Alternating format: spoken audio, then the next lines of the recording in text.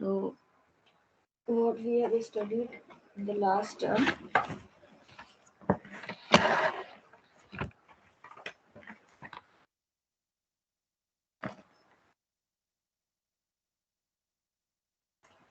continuity और total differentiability पढ़ी थी, and sufficient condition for continuity and sufficient condition for differentiability, इतना पढ़ लिया था। Good morning ma'am. हेलो, हाँ बोलो। Good morning ma'am. वो जो मैथ्स का जो सेकेंड असाइनमेंट मिला था वो मेरे कैलेंडर पे तो नहीं हो रहा था, तो मैंने उसको आपको मेल भी किया था कल, मतलब टाइम से पहले ही मैंने उसको कंप्लीट कर लिया था, तो मेरे तो अपलोड ही नहीं हो पा रहा था, वो भी नहीं कर पा रहा था। अपलोड नहीं हो पा रहा था तो हम तुम लोग को पिछली बार भी बता चुके हैं, अगर नहीं अपलोड हो पा रहा है तो उसमें कोई ना कोई रिस्पॉन्स जरूर डाल दो कि सेंड ऑन योर ईमेल, इस तरह से, क्योंकि वो लास्ट में एकदम लास्ट में किए थे। हाँ तो वो कर दिया है तो ठीक है। उस जो तुम्हारा MS टीम का जो पहला वाला भी असाइनमेंट ऐसे ही छोड़ मैम, जो फर्स्ट वाला असाइनमेंट था वो भी नहीं हो पाया था, मतलब ऐसे ही पता नहीं चल पाया उससे, तो वो भी भेज दें या पता फिर नहीं चल सेकेंड का ही? तुम ग्रुप में ऐड हो? नहीं, हाँ मैम, कल ही मतलब ऐड हुआ था, उसके पहले नहीं मतलब ऐड हो पाया था। क्यों नहीं ऐड हुए थे? ये तुम्हारी गलती है, अगर असाइनमेंट नहीं भेजा है फर्स्ट असाइनमेंट तो अब उसका टाइम अप हो चुका है, फर्स्ट असाइनमेंट अब नहीं एक्सेप्टेड होगा। मैम सेकंड वाला तो भेज दिए हैं उसने। हाँ सेकंड वाला अगर आपने विद इन टाइम लिमिट भेज दिया है तो ठीक है। हाँ मैम, और मैंने जो भी कल जिसको 12 भी तक प्रॉब्लम हो रही है, हम पहले भी बोल चुके हैं, जिसको भी प्रॉब्लम हो रही है वो ईमेल पे असाइनमेंट भेज दे, लेकिन वहां पे आप एक रिस्पांस जरूर डाल दीजिए कि I have send this assignment on email, उसको टर्न इन जरूर करिए, वहां पे एक रिस्पांस जरूर डालिए, उसको छोड़िए नहीं। Okay ma'am. क्योंकि अगर आप ऐसा नहीं करेंगे तो लास्ट में हो सकता है कि आपका स्किप हो जाए देखने में, क्योंकि ईमेल हम नहीं चेक करेंगे वहां पे, कहाँ पे हम तुम्हारा मेल ढूंढते फिरेंगे किसका किसका। तो हम यहाँ पे अगर हमको जब चेक नंबर देने का समय आया और हमें मिलेगा कि हाँ इस बच्चे ने टर्न किया था और इसने लिखा हुआ है कि ईमेल पे सेंड किया है, तो उस डेट का फिर हम ईमेल तुम्हारा चेक कर लेंगे, अगर हमें मिल गया तो ठीक है, ओके मैम। नंबर मिल जाएंगे तुम्हें। हो सकता है कि वहां पे नॉट टर्न्ड इन हो, तो हो सकता है कि मतलब दिमाग ये हो कि हाँ ये बच्चे ने नहीं किया है सबमिट, उनको असाइनमेंट के 0 मार्क्स मिल जाए। Okay, so today we'll do questions on differentiability and total differentiability. Now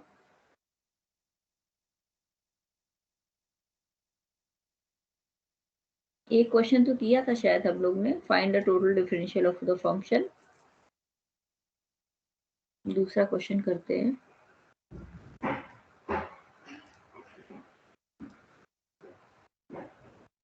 Show that the function fxy is equal to x cube plus 2y cube upon x square plus y square when xy is not equal to 0 0 and this is equal to 0 when xy is equal to 0 0. Now you have to show that this function is continuous at 0 0,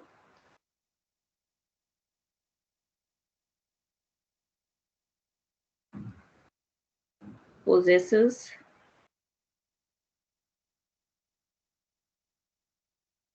partial derivatives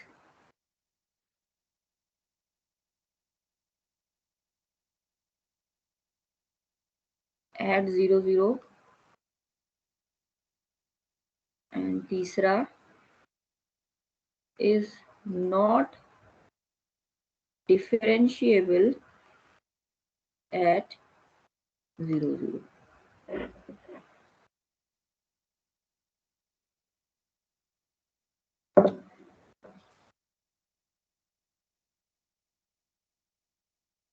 ठीक, तो continuity निकालो पहले जल्दी से। इसकी कैसे निकालोगे epsilon delta definition से?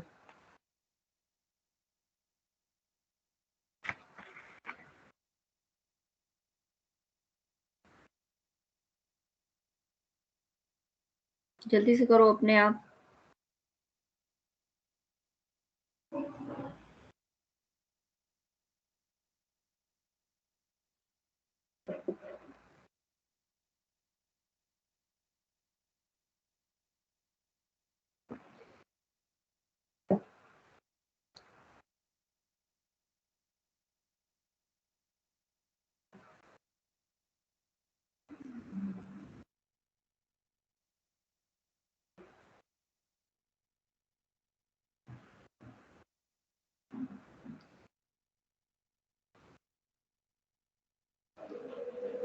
कैसे करोगे? Put x is equal to r cos theta and y is equal to r sin theta. So you have to find fxy minus f00. ये निकालना है। तो ये क्या हो जाएगा? r of cos cube theta plus 2 sin cube theta.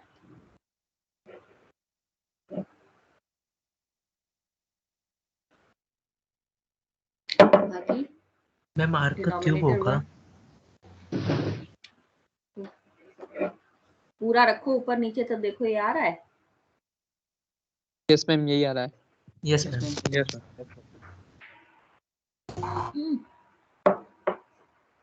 Now this is less than equal to r cube होगा ना यहाँ पे। फंक्शन नीचे में डिवाइड रखो, होगा ना। उतारो नहीं। उतारने वाला काम Yes, करोगी तो आर क्यूब वाला क्वेश्चन पूछोगी। Yes ma'am, sorry I got it. Now अब ये क्या हुआ? नाउ दिस इज आर, अंदर क्या बचा? Mod of cos cube theta plus 2 times mod of sin cube theta. Now r cos cube theta sin cube theta mod less than 1, so this is less than equal to 3r. Now what is the value of r? r की value क्या होती है? Under root of x square plus y square, and this is less than epsilon. So what we have to take now, what is this value? This is delta ना, ये delta होती है, this value is delta. Yes ma'am. So what is the value of delta from here?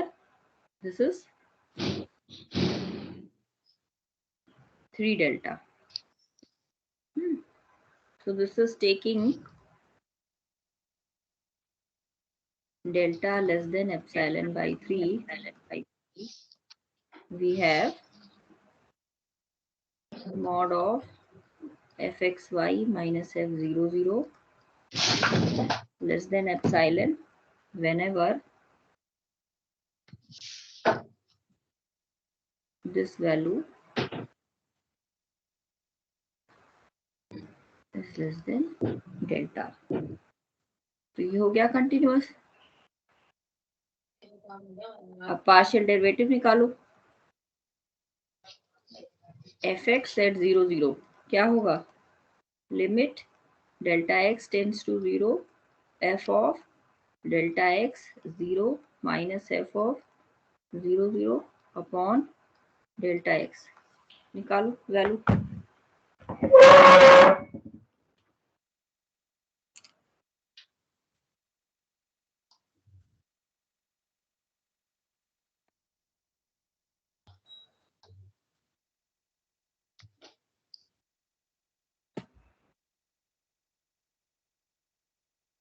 Zero zero ma'am one one one ma'am. One आ गई सबकी? Yes ma'am. इधर भी दूसरी यस निकालो। मैम। दूसरी टू निकालो। Two fy 0 0 limit delta y tends to 0 f of 0 comma delta y minus f of 0 0 upon delta y, जो 2 आ रही है।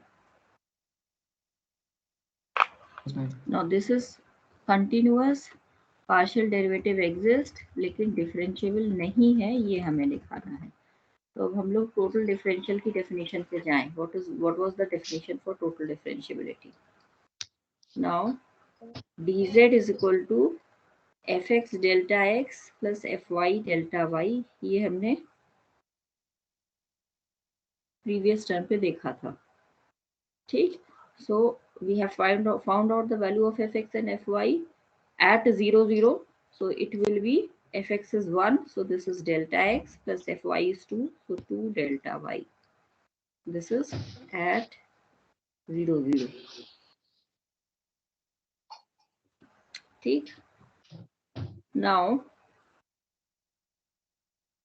z is differentiable if delta z is equal to dz plus epsilon 1 into delta x plus epsilon 2 into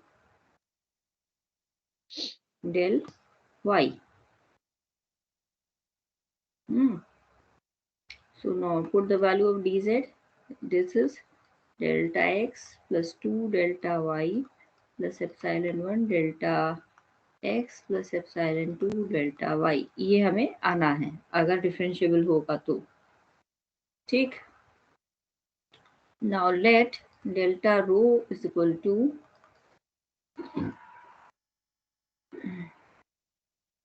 delta x whole square plus delta y whole square.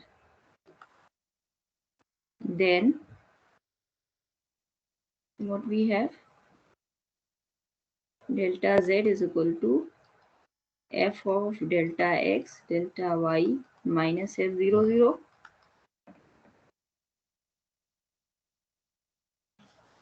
ठीक। यही होगा ना change in z। Change in z क्या होगा, f of delta x minus this 0 0, 0 0 पे ही तो निकाल रहे हो ना, 0 प्लस डेल्टा x और 0 प्लस डेल्टा y है ये, ठीक। तो this is equal to, now put the value of this, तो क्या होगा, f ऑफ 0 0 तो 0 हो गया, और इसकी वैल्यू रखोगे तो क्या होगा, delta x whole cube plus 2 times delta y whole cube upon delta x whole square plus delta y whole square,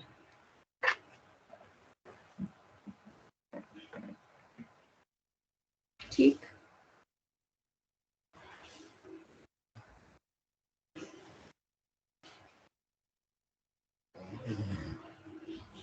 ठीक है। Now you find the value of limit delta rho tends to 0 delta z minus dz upon del rho. Now if this limit exists, then the function is differentiable, otherwise the function is not differentiable. तो अब इसकी value निकाली जाए, तो this is equal to limit delta rho tends to 0 1 upon delta rho. Now we have to write it in the form of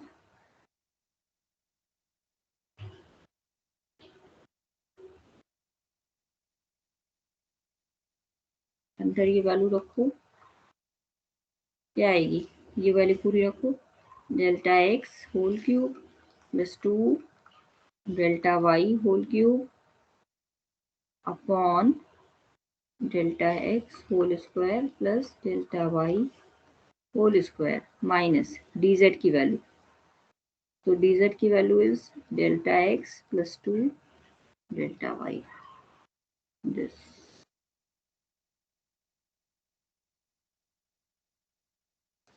Now this is equal to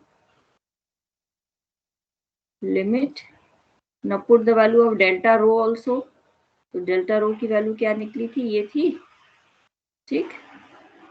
तो इसको भी रख दो यहाँ पे, डेल्टा रो टेंस टू 0, तो हमारा क्या बना ऊपर, delta x delta y plus 2 delta x upon delta x whole square plus delta y whole square whole की पावर 3/2, ठीक है। तो अब हमें लिमिट निकालनी है, तो what we do, we transform, let delta x is equal to r cos theta and delta y is equal to r sin theta.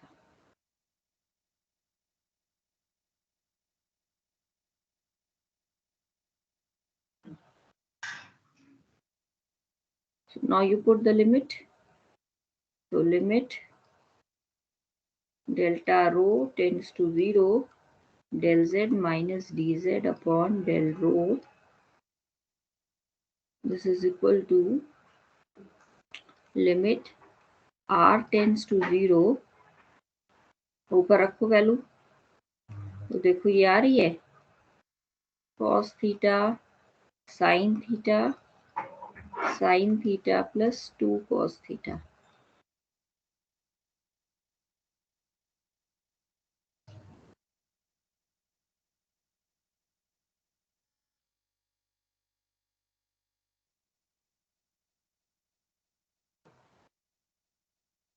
देखो सबका ये आया, यस मैम। और भी देख लो सब लोग। आर का टर्म तो है नहीं, तो यही लिमिट हो जाएगी। Yes. Yes, ma'am. ठीक, now this limit is theta dependent. Theta dependent means path dependent. Path dependent means the limit does not exist, and limit does not exist means the function is not differentiable. Ma'am इसमें तो delta rho ma'am ऐसे कैसे ले लिया ma'am? Delta rho है क्या?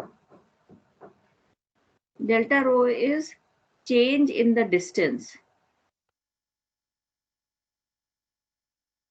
ये delta rho समझ नहीं आ रहा है मैम, मतलब मैम मतलब ऐसे लास्ट वाला स्टेप नहीं से हम्म मैम, लास्ट स्टेप नहीं समझ ma'am. Delta x plus 2 delta y plus epsilon delta यहाँ तक समझ मैम, उसके बाद नहीं आ रहा है। ये मैम जहाँ से डेल्टा रो आपने एक स्टेप पहले से फंक्शन डिफरेंशिएबल होगा, हमें इसकी लिमिट निकालनी है। डिफरेंशिएबल अगर होगा तो हमें इस फंक्शन की लिमिट निकालनी है, del z minus d z upon del rho. अगर इस फंक्शन की लिमिट, इस वैल्यू की लिमिट एग्जिस्ट करेगी as delta rho tends to 0, तब फंक्शन डिफरेंशिएबल होगा, अदरवाइज डिफरेंशिएबल नहीं होगा। मैम डेल्टा रो की वैल्यू हमें अपने आप से सोच के लेनी है या हमेशा यही होगी? हमेशा यही होगी, because this is change in the distance value.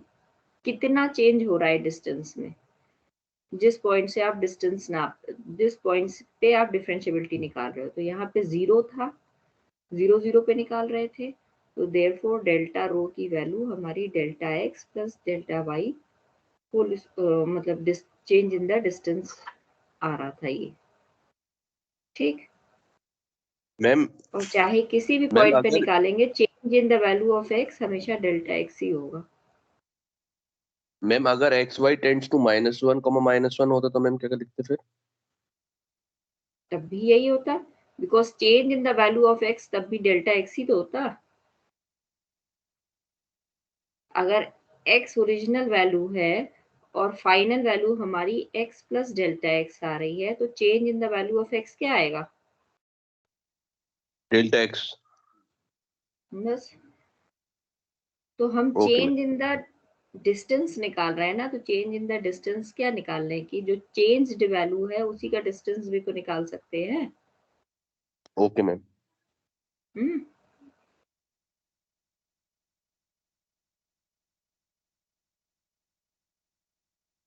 ठीक है, तो अब इस वैल्यू को निकालने के लिए ये जो ऊपर किया गया है, इसी वैल्यू को सिंप्लीफाई करने के लिए है। पहले हमने dz की वैल्यू निकाल रही, फिर डेल्टा z की value in terms of del x और डेल वाई निकाली, एंड डेल्टा रो की वैल्यू हमें नोन है, और वो सारी वैल्यूज उठा के यहाँ पे रख ली और लिमिट निकाली जो कि डिपेंडेंट अपॉन थीटा आ रही है, which is path dependent, hence it does not exist.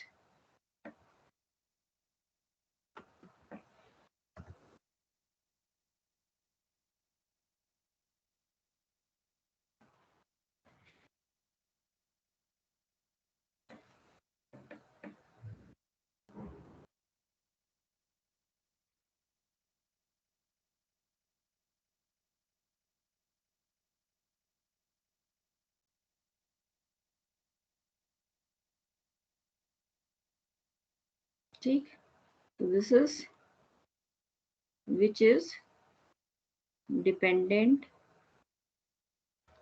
upon theta or path dependent.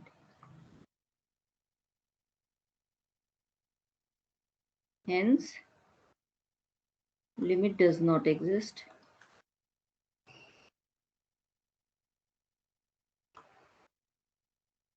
So, limit exist नहीं कर रही है, इसका मतलब क्या हो गया? Thus, function is not differentiable.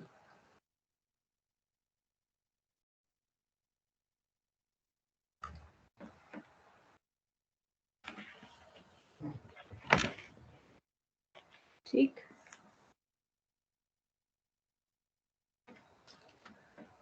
okay. Now coming to chain rule of differentiation.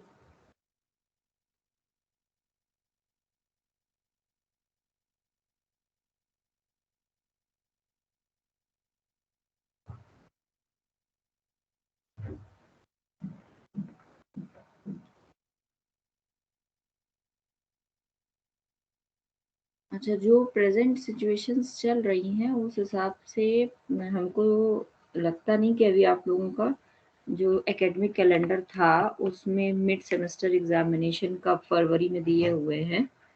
तो हम मतलब मे बी पॉसिबल हो सकता है कि फरवरी में, मतलब we have to be prepare for that, for this situation also, कि अगर आपका मिड सेमेस्टर एग्जामिनेशन फरवरी में ना हो पाया तो ठीक। तो अगर नहीं हो पाता है तो उसके लिए हम लोग को क्विजेज लेने पड़ेंगे। तो लास्ट टाइम पैनिक से बचने के लिए हम लोग पहले से ही क्विज लेना स्टार्ट कर देते हैं, क्योंकि मोस्ट प्रोबेबल सिचुएशंस अभी को देखते हुए तो यही लग रहा है कि 10 फरवरी जो डेट दी हुई है, 10 फरवरी को डेट दी हुई है ना क्विज उसकी मिड सेमेस्टर एग्जामिनेशन की। मैम 7 फरवरी। 7 फरवरी।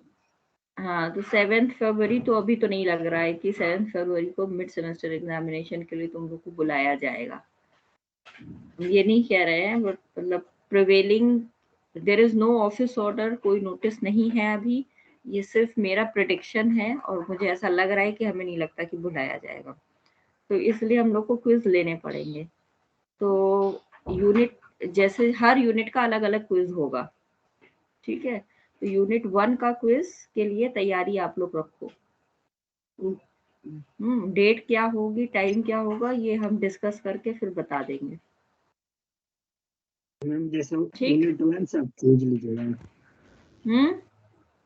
यूनिट 1 से सिर्फ क्विज लीजिएगा। हाँ, अभी पहला क्विज नहीं होगा मैम। तो क्विज कैसे होगा मैम? मतलब उसमें आप MS भाइयों टीम की तरफ पूछिए। नहीं, सुनो तो पहले मेरी बात तो सुन लो, तुम्हारे सारे क्वेश्चन सॉल्व हो जाएंगे। यूनिट 1 पे पहला क्विज होगा, फिर उसके बाद यूनिट 2 पे दूसरा क्विज होगा, एंड सिमिलरली सो ऑन। आपके 6 यूनिट हैं, तो कोई 2 यूनिट कंबाइन करके एक क्विज ले लिया जाएगा, वो आपको इन्फॉर्म किया जाएगा। अभी प्रेजेंटली यूनिट 1 के लिए इन्फॉर्म कर रहे हैं, quiz 1 will be on unit 1। उसमें आपके MCQs होंगे, मल्टीपल चॉइस क्वेश्चंस, आधे घंटे का समय दिया जाएगा, 10 क्वेश्चंस होंगे, ठीक।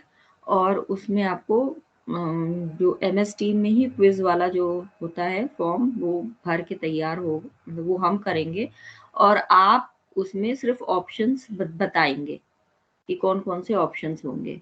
जो क्विज के क्वेश्चंस होंगे वो आपको PDF फाइल में भेज दिए जाएंगे, आधे घंटे का समय दिया जाएगा, आधे घंटे के अंदर वो आपको क्विज सबमिट करना होगा, ठीक। अब उस समय तुम्हारा कोई ये एक्सक्यूज नहीं सुना जाएगा कि हमें नेटवर्क नहीं आ रहा था, कि हमें ये नहीं आ रहा था।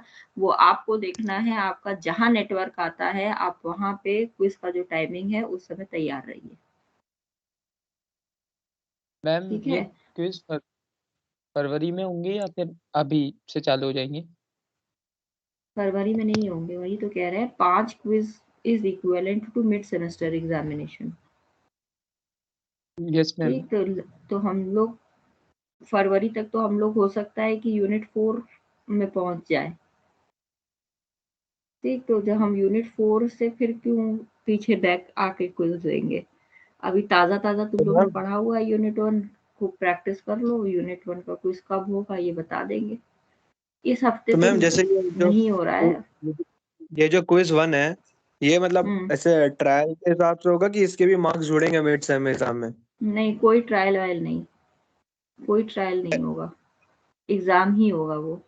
20 नंबर का मिड सेमेस्टर एग्जाम में होता है, 20 नंबर के 5 क्विज होंगे और लास्ट में उन सबका एवरेज निकाल दिया जाएगा, वही आपका मिड सेमेस्टर एग्जामिनेशन के मार्क्स हो जाएंगे। ठीक है, क्लियर हो गया? मैम सभी क्वेश्चन एमसीक्यू होंगे? Yes ma'am. अभी तो बताया हमने एमसीक्यू होंगे। मैम इस हफ्ते नहीं ना ले रही हैं क्विज आप? जब भी लेंगे आपको 4 से 5 दिन का समय देंगे प्रिपेयर करने के लिए, पर बता अभी से दिया है कि प्रिपरेशन शुरू कर दो। ठीक, पढ़ाई करना शुरू कर दो, ये नहीं कि फिर मैम 4 ही दिन का समय मिला हमको, जो है आपने बताया नहीं पहले से। तो पता आपको पहले से दिया है, आप तैयारी करना शुरू कर दीजिए। जब भी लेंगे सीरीज आपको और बता सीक्वेंस देंगे। मैम उसी में से आएगा ना? Series, sequences, mean value theorem, ये है यूनिट 1 में। Yes ma'am. मैम लेक्चर और ट्यूटोरियल का अलग अलग क्विज होगा?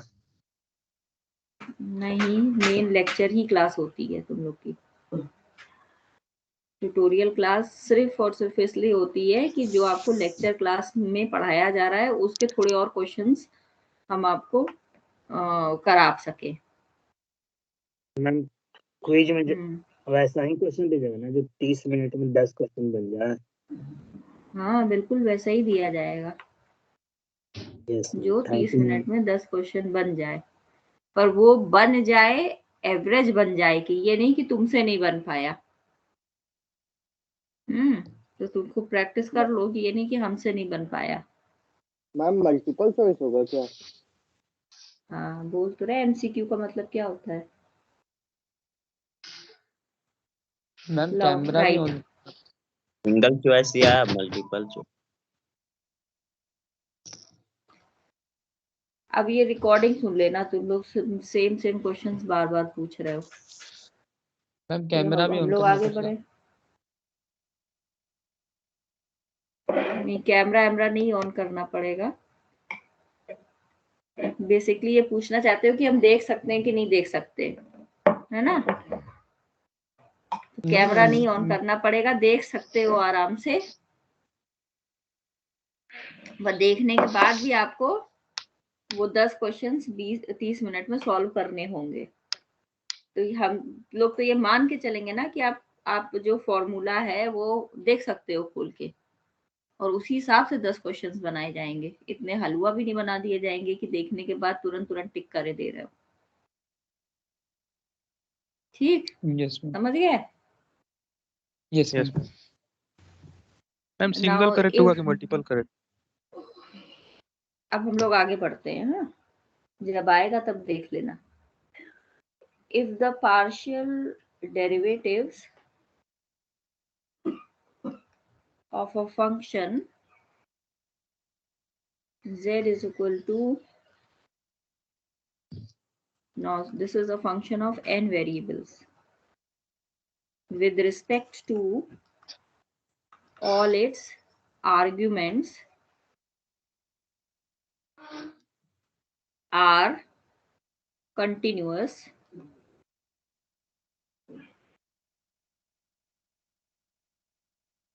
now what does this mean? कि del z by del x1 continuous है, del z by del x2 continuous है, del z by del x3 continuous है, and so on, del z by del xn continuous है, एंड x1 x2 xn are differentiable functions of some independent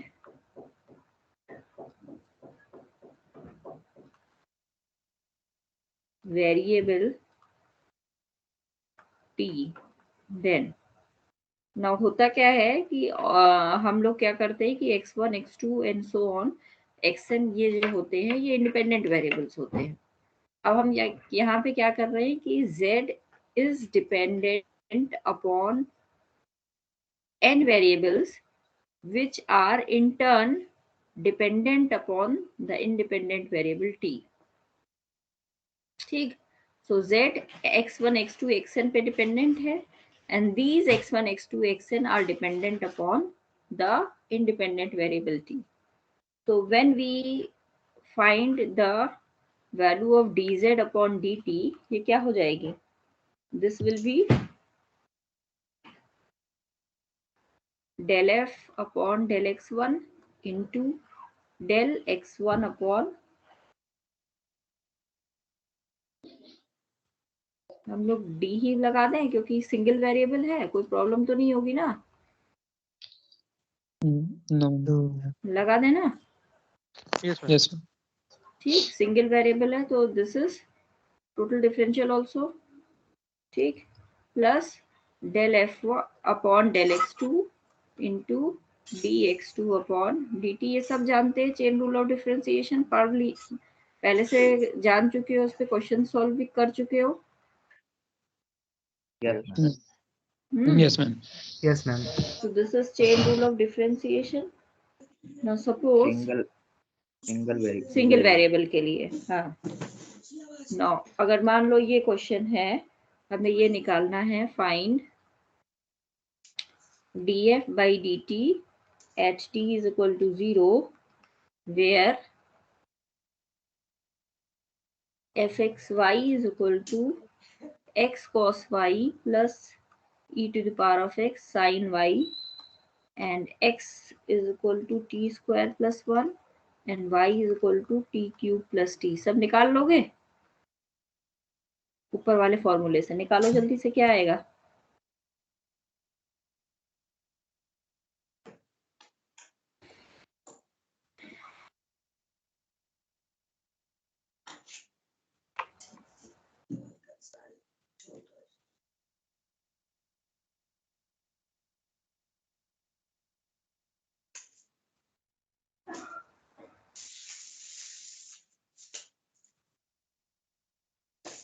क्या होगा ये?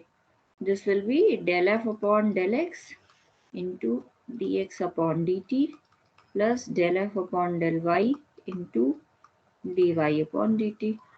अब निकालो value at t is equal to 0। ये तो बाद में रखेंगे ना।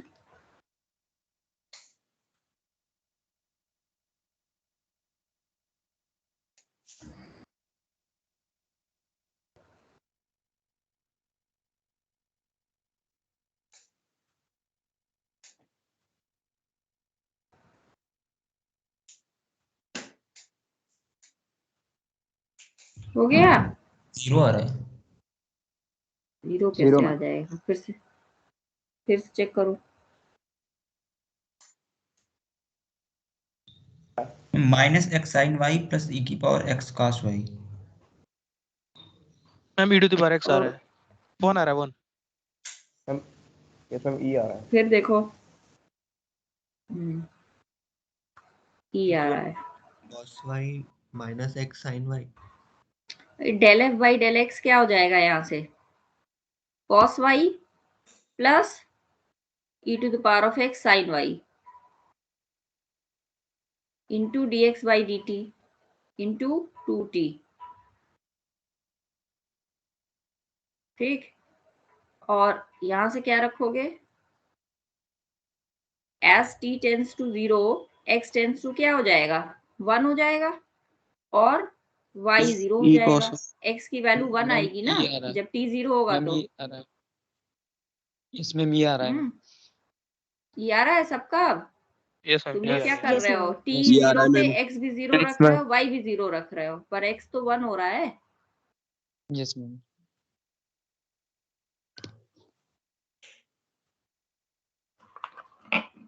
चलो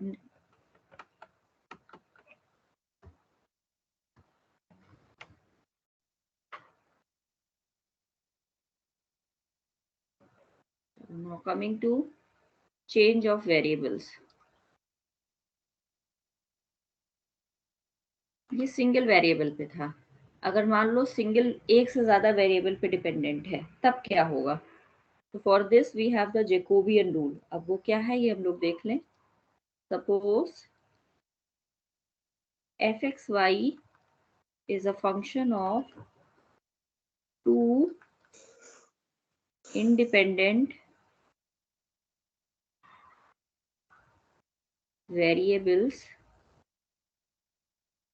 x and y, and x and y are functions of two new independent variables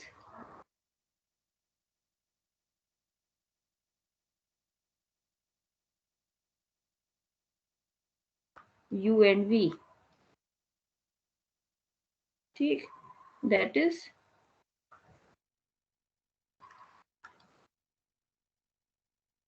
x is a function of u and v and y is another function of u and v.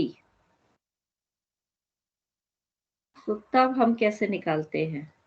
Then del f upon del x जो होता है that is 1 upon j into del f y upon del u v. अभी लिखो फिर इन सार का मतलब क्या है ये बताते हैं. And del f upon del y is equal to 1 minus 1 upon j del of fx upon del uv, where this j, this is called Jacobian,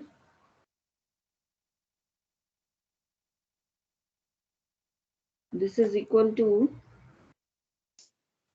del x upon del u, del x upon del v, del y upon del u, del y upon del v का determinant. ठीक, और इसको हम लोग ऐसे भी लिखते हैं डेल x और y को डिफरेंशिएट कर रहे हो with respect to u and v. ठीक, सो फर्स्ट रो में x का differentiation with respect to u and v. ठीक, एंड सेकेंड रो में y का differentiation with respect to u and v. ठीक है. नाउ सिमिलरली अगर हमें एक वैल्यू देख लें, सिमिलरली दूसरी वैल्यू भी आप अपने आप से लिख लोगे. इसका क्या मतलब होगा? F y upon u v. ये क्या हो जाएगा? फर्स्ट रो में f का differentiation with respect to u and v and second row में y का differentiation with respect to u and v. तो difference determinant of del f upon del u, del f upon del v and del y upon del u, del y upon del v. Similarly अगर ये निकालना हो del क्या था दूसरी value? F x upon u v.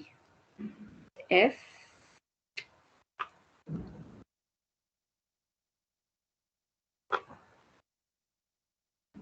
F x u we.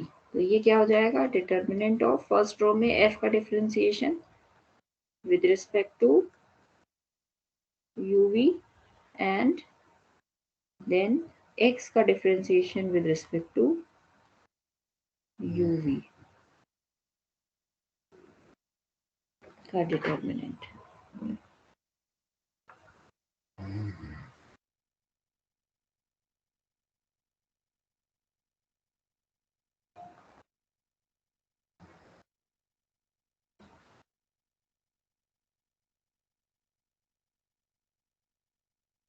ठीक है.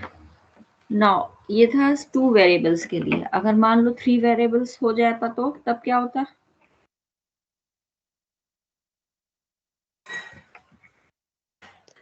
So because you may get questions up till 3 variables, so similarly, if f is a function of independent variables x, y, z, and x, y, z are functions of independent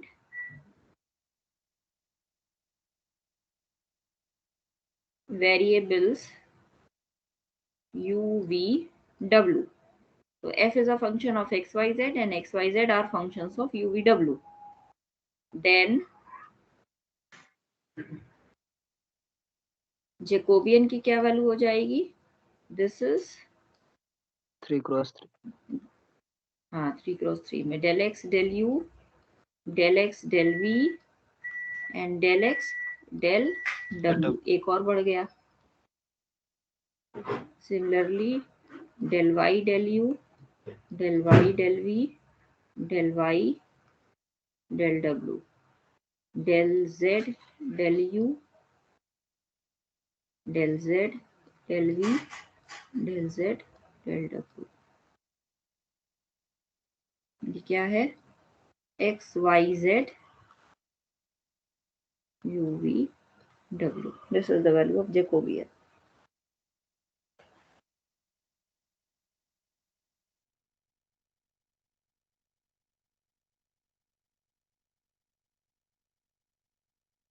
ठीक, now del f by del x की क्या value होगी?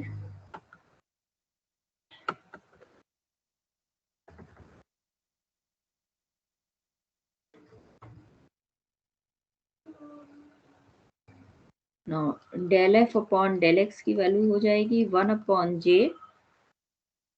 जिस function पे के respect में हम लोग डिफरेंशिएशन करेंगे उसी की जगह पे f को रिप्लेस करेंगे। Now here it is x, तो we write f y z, बाकी वही रहेगा एंड नीचे वही u v w।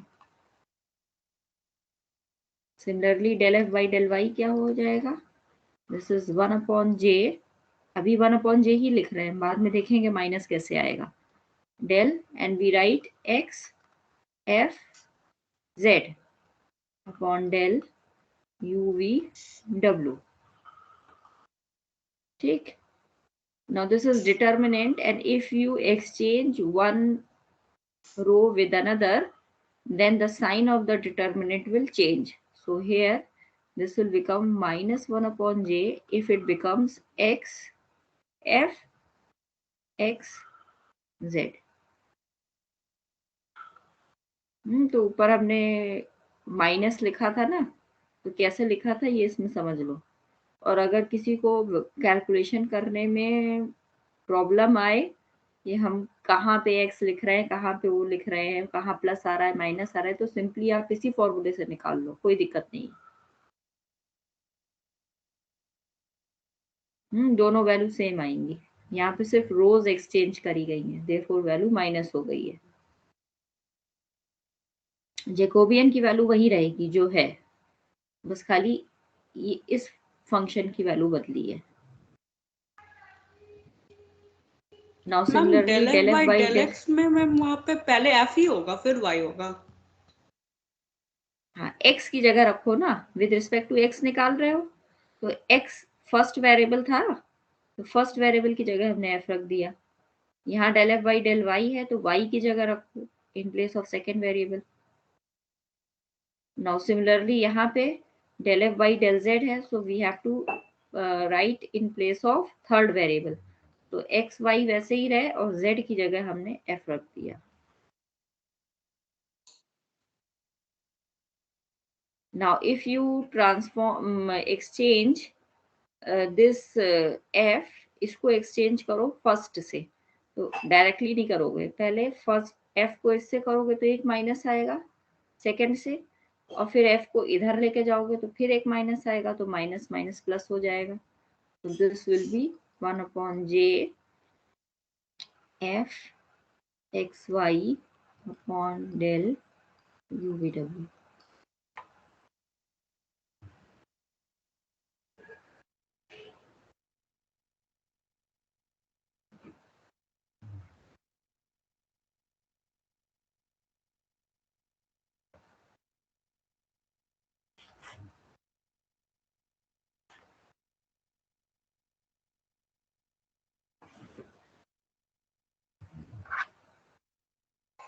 ठीक है, तो एक क्वेश्चन इस पे देख लिया जाए जल्दी से। Now if z is a function of x and y and x is equal to r cos theta, जो कि हम लोग बहुत लेते हैं, and y is equal to r sin theta, ठीक। तो x and y are independent variable in this coordinate system, and when we come to the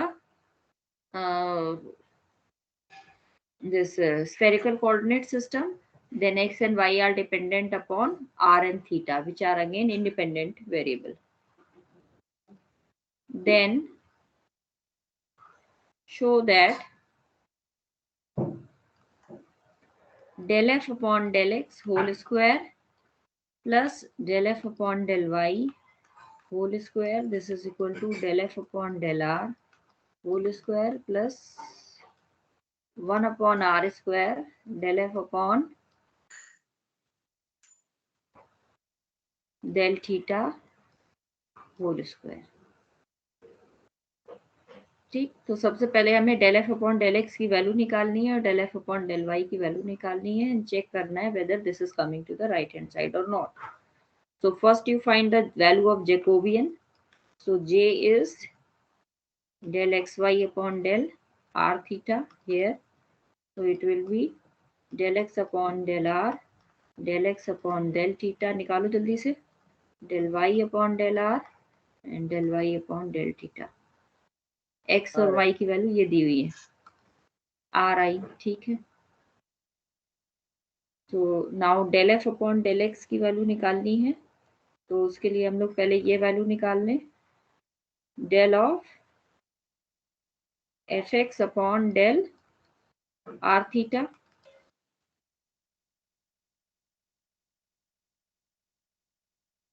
निकालो क्या आएगी, del f अपॉन del r, del f अपॉन del थीटा, del x अपॉन del r, del x अपॉन del theta.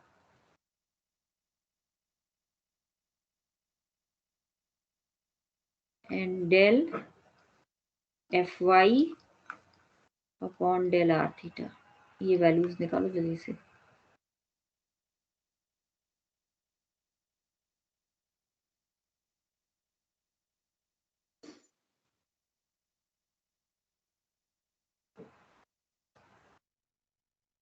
तो ये value आ रही है minus r sine theta, determinant हम ही सॉल्व कर रहे हैं, आप करोगे, del f upon del r minus cos theta del f upon del theta, ये आई सबकी? Yes ma'am. ठीक, एंड सिमिलरली ये वैल्यू आ रही है r cos theta del f upon del r minus sine theta del f upon del theta.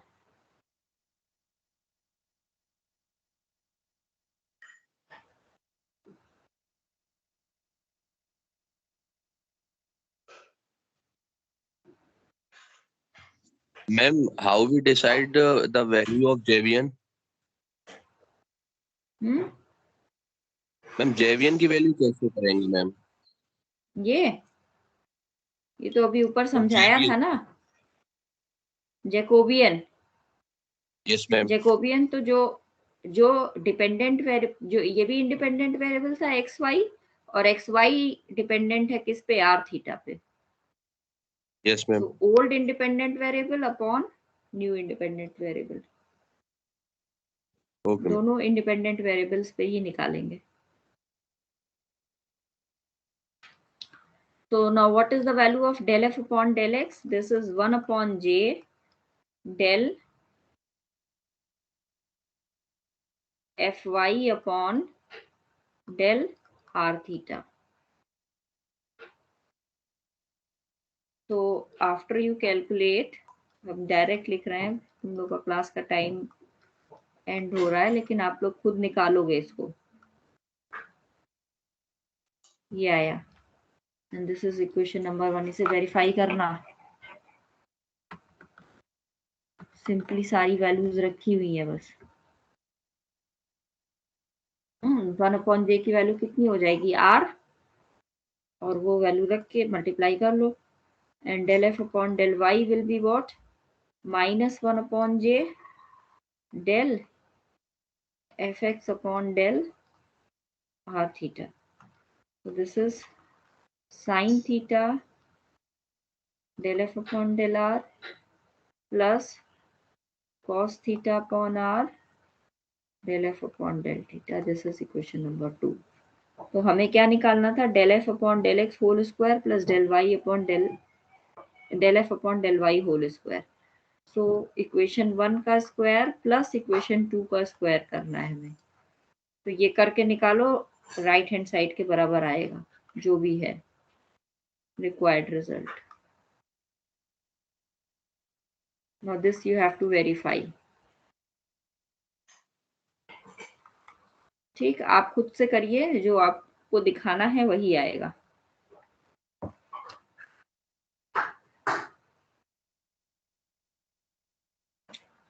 और questions इसके कल करेंगे।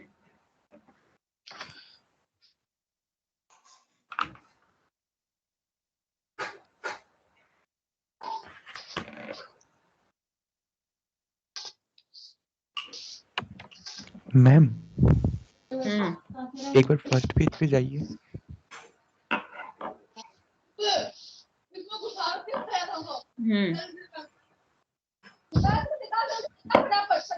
ठीक, पूछो। मैम यहाँ अभी आ नहीं रहा है, फर्स्ट पेज शो नहीं हो रहा है, दिख नहीं रहा है। फर्स्ट पेज कौन सा फर्स्ट पेज? यही इस क्वेश्चन पर का चाहिए ना? नहीं नहीं, जो सबसे पहले आपने शुरू किया था जहाँ से। ये यस मैम, यहीं पे और नीचे थोड़ा सा। हाँ मैम इसमें आपने जब वो यहाँ पे, हाँ, डेल्टा एप्सिलॉन मेथड में जैसे under root of x square plus y square को लेस देन डेल्टा किया, इसके बाद में x square plus y square less than delta square आ गया। डेल्टा स्क्वायर आ गया, मतलब यहाँ पे लेते क्या थे? यहाँ पे ये लेते हो ना, let mod x is less than delta and mod y is less than delta e, ऐसे लेते हो ना? यस मैम, लेकिन इसको तो ऐसे भी इसकी बोल वैल्यू सकते हैं कि x square plus y square less than delta square होगा। हाँ, लेस देन डेल्टा स्क्वायर। तो अगर ऐसे में मैम रखेंगे तो डेल्टा और एप्सिलॉन में जो कंडीशन बनेगी वो दूसरी बनेगी ना। X square plus y square अगर लेस देन डेल्टा स्क्वायर है तो अंडर रूट लगाओगे तो लेस देन डेल्टा हो गया। Yes ma'am. 3 डेल्टा ही तो बना ना। और अगर 3 ऐसे डेल्टा बनाए, less than epsilon. Yes ma'am, अगर ये कंडीशन लगाएं कि mod x less than delta and mod y less than delta, तो 2 delta square less than epsilon बनेगा। बेटा उसमें कोई, हम ये पहले भी बता चुके हैं कि क्योंकि डेल्टा हमें पाना है कोई भी एक रियल नंबर जो डिपेंडेंट अपॉन होगा एप्सिलॉन से, तो बस खाली जो आपको नई कंडीशन मिलेगी वो इस कंडीशन का एक मल्टीपल होगी। Yes ma'am. जैसे तुम्हारे हिसाब से यहाँ पे अंडर रूट 2 मल्टीप्लाई हो जाएगा, यस मैम। है ना? सिर्फ एक मल्टीपल होगी। अदरवाइज जो रियल नंबर, अगर मान लो अभी एक real number, existence of real number दिखाना है, delta is existence of real number, तो मान लो हमें मिल रहा होता एग्जिस्टेंस वो डेल्टा का 1 और आपको मिल रहा होता 1/√2, और मिल तो रहा है ना? Yes ma'am. दोनों केस में मिल तो रही है, और हमें दिखाना है सिर्फ मिलना, एग्जिस्टेंस ऑफ रियल नंबर, तो बोथ केसेस सही हैं। Okay ma'am. सिंप्लीफाई थिंग्स को सिंप्लीफाई करने के लिए हम लोग वो जो मल्टीपल है उसको छोड़ देते हैं, अदरवाइज अगर वैसे भी लिखते हो तो भी कोई काटेगा नहीं, वो भी सही है। Okay ma'am. ठीक ma'am, now we can leave the class. हाँ हाँ, you can leave the class. Thank you ma'am. Thank you ma'am. Thank you ma'am. Thank you ma'am. Thank you ma'am. Thank you ma'am. Thank you ma'am. Thank you ma'am. Thank you ma'am.